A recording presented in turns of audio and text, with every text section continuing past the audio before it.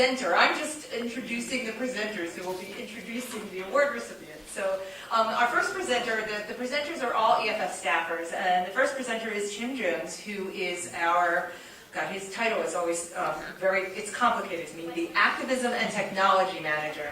And if you think about it, activism and technology being managed by the same guy is kind of a strange thing.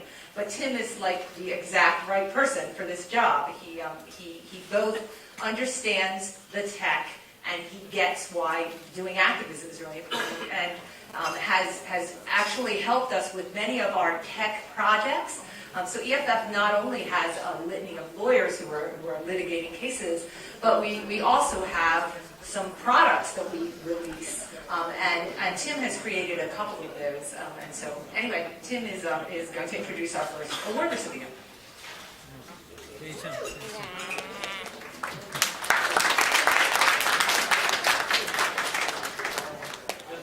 Hello.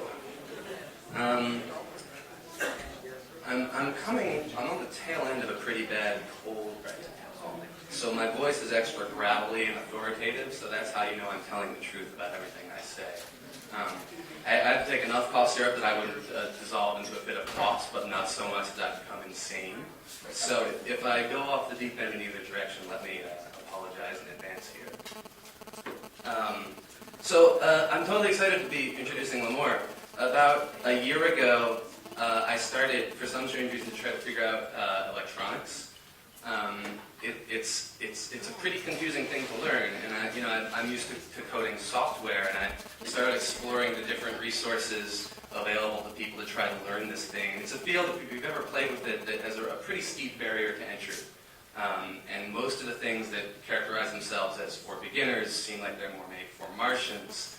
And Limor's work on her company, Adafruit.com, really stood head and shoulders above the rest in helping me kind of figure things out. It's pretty clear as soon as you start looking at her website, or if you see her present. I saw her talk at eTech last year, that she's a hacker in the best sense of the word. She's interested in taking things apart, figuring out what makes them tick and how they work, and then rebuilding them. What's important, though, is that she goes beyond that, and I think she's also got a real passion for education, which is impressive to me because I'm kind of a hacker, but once I build something, I kind of get smug about it and move on to the next thing.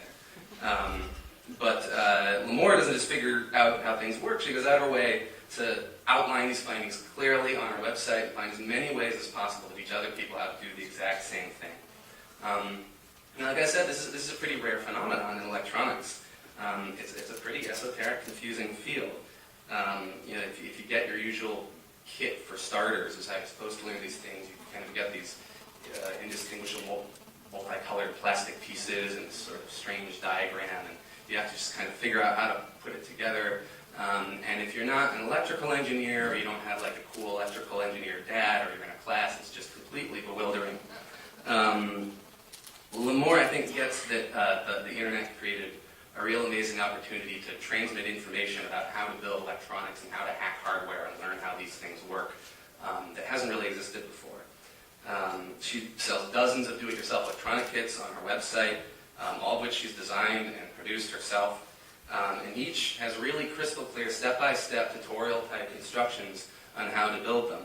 And then even beyond that, if you don't know the super basics, like how do I solder, what kind of equipment do I need, what's electricity, she's got tutorials for that stuff as well, and really simple step-by-step. And if you want to get more advanced, there's forums, and she talks with people.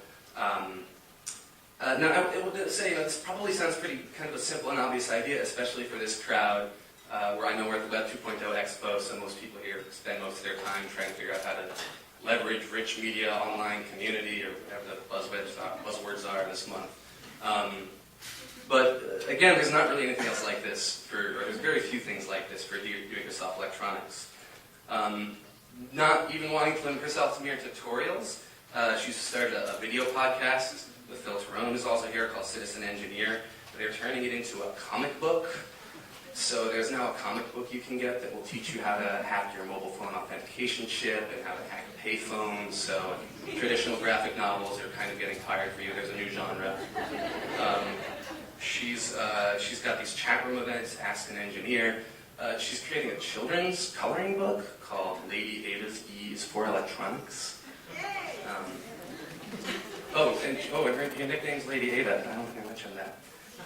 But I also want to emphasize that this is really cool, weird, disruptive technology, because I think my description so far sounds a little bit kumbaya.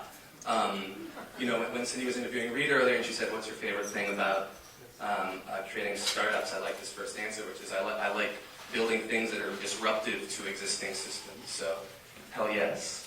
Her most popular, and I think probably her favorite kits, are things like cell phone jammers, or a kit called TV Be Gone that turns off all the TVs in the room, or a thing that lets you hack your mobile phone's authentication chip.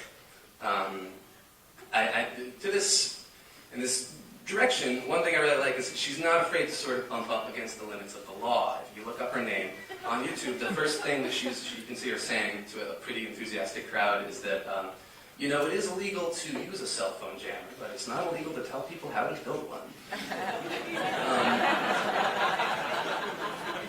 And I think in a world where a lot of technology law has not really been designed with fostering grassroots innovation or entrepreneurship in mind, especially around things like cell phone spectrum, but more about sort of keeping existing big business monopolies in place, a willingness to engage with the limits of the law that way goes a really long way. So all this makes her really the kind of perfect representative for what this thing called the open source hardware movement, which is the idea that in the same way that open source software in the 90s really created the internet as we know it, and we had projects like Linux and Apache and Mozilla, and closed projects like AOL or Prodigy did great work but ultimately failed, that we can have a similar kind of process happening with hardware now, that with these new strategies for teaching people to build hardware and learn how to do these complex things and understand and open up closed technology. For instance, I can run any software I want to on my web server or on my computer, but the other piece of technology I use the most often is my iPhone, which Apple and AT&T have veto power over what I run on that. So it's actually really important to begin to understand exactly what's happening inside of an iPhone and begin to learn ways of doing new things that the people who built it wouldn't necessarily expect with it. And indeed, when I sat down with Phil and Limor earlier, they said they're going to start building iPhones now. So not really. They said they were thinking about it.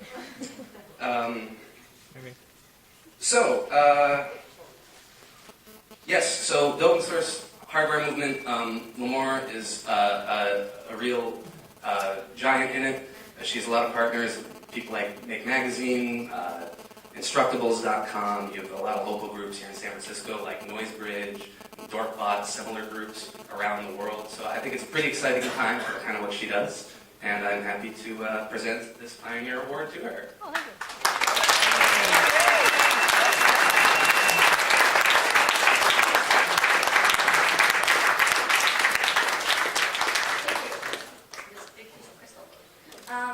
I just want to speak for a few seconds. I'd like to thank the EFF for defending our digital rights for almost 20 years. I think it's interesting because when I was younger, and I remember, studying a lot of cases like Steve Jackson games and, other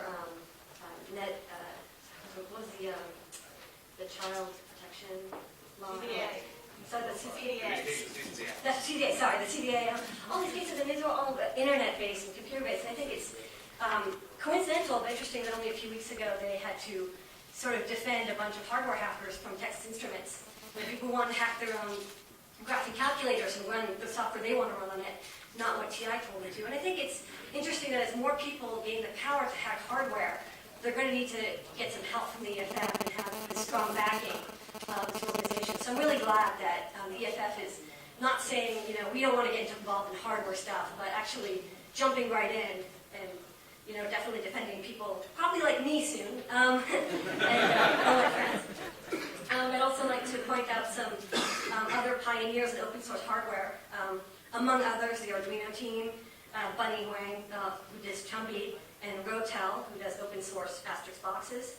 I'd like to thank Rich Duvall and Saul Griffith for giving me the idea that you could open source hardware. It was pretty exciting at MIT to hear that there was such a thing that you could actually design circuitry and then give it away just like software.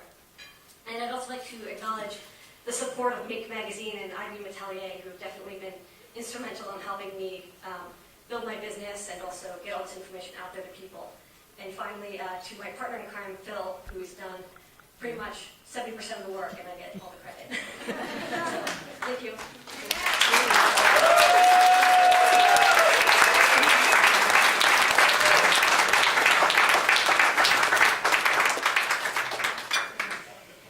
So our next award is being given by, of all the attorneys at EFF, I would say that Matt Zimmerman is probably the biggest jack of all trades. Matt came to EFF working almost exclusively